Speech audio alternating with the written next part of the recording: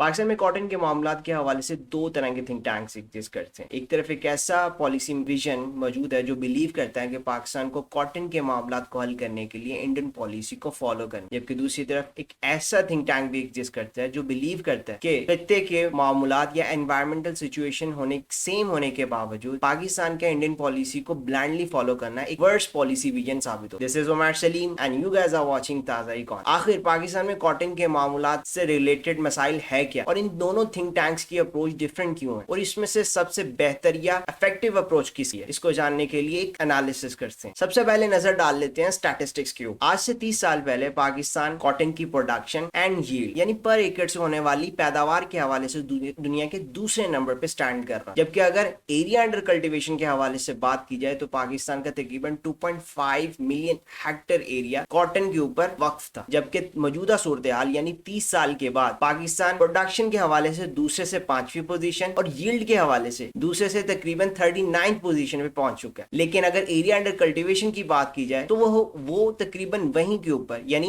2.5 million hectare के ऊपर ही stand कर रहा है। जबकि इन कंपैरेटिव अगर इंडिया की बात की जाए तो इंडिया का एरिया अंडर कल्टीवेशन तकरीबन पिछले 30 सालों के अंदर 50% से इंक्रीज किया, जबकि दूसरी तरफ इंडिया की ओवरऑल कॉटन की प्रोडक्शन तकरीबन 3.15 टाइम्स इंक्रीज की है पिछले 30 सालों के अंदर। इन स्टैटिस्टिक्स को देखने के बाद हमें पहला पॉलिसी मेकिंग का जो ग्रुप है, पहला थिंक टैंक का ग्रुप है जो बिलीव करता है कि पाकिस्तान को इंडियन पॉलिसी मेकिंग को फॉलो करना चाहिए, स्पेशली कॉटन से रिलेटेड, हमें काफी हद तक सही नजर आ। यानी इन स्टैटिस्टिक्स को देखने के बाद हमें कुछ फील होना शुरू हो जाता है कि यार जो पहला थिंक टैंक का ग्रुप है they are on the right side. ठहरिए जरा, कुछ ऐसे पॉइंट्स या कुछ ऐसे काउंटर आर्ग्यूमेंट भी एग्जिस्ट करते हैं जो हमें ये सोचने पर मजबूर कर देते हैं क्या इंडियन पॉलिसी मेकिंग या इंडियन विजन हम इंप्लीमेंट करने जा रहे हैं कि वो हमारे लिए फ्यूचर के अंदर सस्टेनेबल साबित होगा। क्या इंडियन पॉलिसी के अलावा भी हमारे पास कोई एग्जांपल या एक्सपीरियंस मौजूद है जिसको हम देखते हुए अपनी पॉलिसी मेकिंग को अच्छा कर सकते हैं। थोड़ी सी नजर डाल लेते हैं। पिछले तकरीबन 50 सालों से इंडिया दुनिया का टॉप कॉटन प्रोड्यूसर, और पिछले 30 सालों के अंदर इंडिया ने अपने एरिया अंडर कल्टीवेशन को तकरीबन 50 टाइम इंक्रीज की। अगर ग्लोबल सिनेरियो के अंदर बात की जाए तो इंडिया का एरिया अंडर कल्टीवेशन के अंदर तकरीबन 40% का कंट्रीब्यूशन, यानी ओवरऑल एरिया अंडर कंट्रीब्यूशन दुनिया के अंदर जो कॉटन के लिए वर्क किया गया है उसमें तकरीबन 40% पार्ट इंडिया प्ले कर। जबकि अगर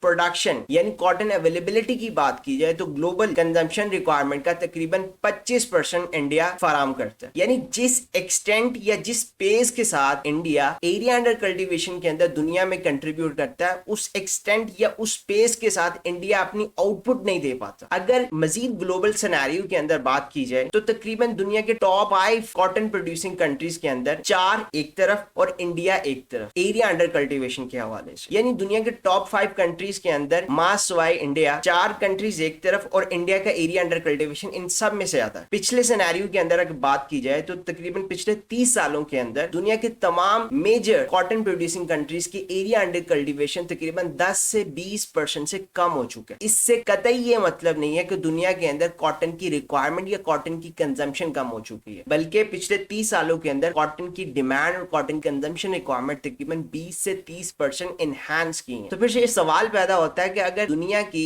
अंदर कॉटन की रिक्वायरमेंट, कॉटन की कंजम्पशन अवेलेबिलिटी, कॉटन की रिक्वायरमेंट बढ़ रही है और दूसरी तरफ जो प्रोड्यूसिंग कंट्रीज है वो अपना एरिया अंडर कल्टीवेशन भी कम कर रहे हैं, तो how it is been managed? Simple सी बात है, जब एक तरफ आपकी डिमांड बढ़ रही है और आप एरिया अंडर कल्टीवेशन भी कम करते हैं तो आपका सिर्फ फोकस होता है अपनी यील्ड के ऊपर, यानी पर एकड़ से होने वाली पैदावार के ऊपर। यही फैक्टर है जो दुनिया इस टाइम फोकस कर रही है, मिनिमम रिसोर्सेज के अंदर मैक्सिमम आउटपुट प्रोड्यूस करना। और यही वो पॉइंट है जो दूसरा थिंक टैंक का ग्रुप, जैसे स्टार्ट के अंदर हमने बात की थी कि एक जो कह रहा है इंडियन पॉलिसी मेकिंग को फॉलो किया जाए और दूसरा कह रहा है इंडियन पॉलिसी विजन को ब्लाइंडली फॉलो करना हमारे लिए वर्स्ट साबित हो सकता है। बिकॉज दे बिलीव हमें एरिया अंडर कल्टीवेशन के ऊपर फोकस करने की बजाय, जिसकी बुनियाद के ऊपर इंडिया ने अपनी ओवरऑल कॉटन की प्रोडक्शन को एनहांस किया है, उसकी बजाय हमें यील्ड पे फोकस करना चाहिए जो सारी दुनिया कर रही है मासवा इंडिया। अच्छा, फर्दर मूव करते हैं। इंडियन पॉलिसी को समझने के लिए क्या ये हमारे लिए बेनिफिशियल हो सकती है या वर्सनिंग साबित हो सकती है, इसको मजीद डिस्कस करते हैं। किसी भी पॉलिसी की फेलियर या सक्सेस को जांचने के लिए, इवैल्यूएट करने के लिए उस पॉलिसी से जुड़े हुए स्टेक होल्डर्स की सेटिस्फैक्शन या जस्टिफिकेशन का मौजूद होना बड़ा जरूरी है। जैसे कॉटन की पॉलिसी से रिलेटेड हम इंडियन कॉटन की पॉलिसी को इवैल्यूएट करने जा रहे हैं तो इसमें जो मेजर मेजर कंट्रीब्यूटर या जो मेजर स्टेक होल्डर है वो है फार्मर। अगर इंडियन फार्मर खुश है तो हम इस पॉलिसी को फर्दर ड्रिल डाउन कर सकते हैं। अगर इंडियन फार्मर बजाहिर खुश नजर नहीं आ रहा तो इस पॉलिसी को डिस्कस करना है it's a time waste and money waste. तो इस हवाले से थोड़ा सा मजीद डिस्कस कर लेते हैं। इंडियन फार्मर की तकरीबन 80 से 85% ऐसी कम्युनिटी पे डिपेंडेंट है वो जो तकरीबन पर पर्सन 5 एकड़ से भी कम एरिया ओन करती है। अगर कॉटन के हवाले से बात की जाए तो इंडियन गवर्नमेंट तकरीबन 25 से 30% कॉटन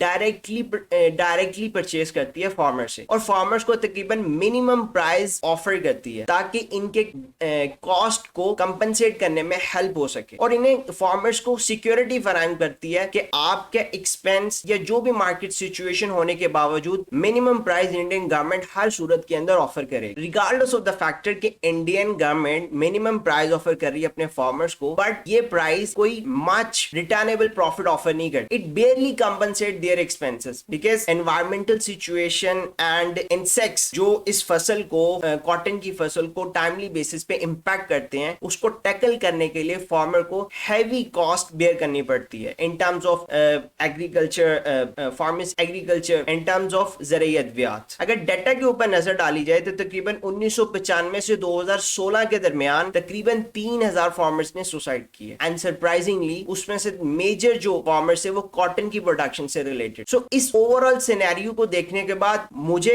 इटसेल्फ इंडियन पॉलिसी के ऊपर ब्लाइंडली बिलीव करना या ब्लाइंडली फॉलो करना अच्छा नहीं लग रहा, समझ नहीं आ रहा। So I will go for the second think tank bro. सो अगर आपको वीडियो अच्छी लगी kindly hit the bell icon and subscribe my channel. Stay tuned with the ताज़ा आइकॉन। Thank you.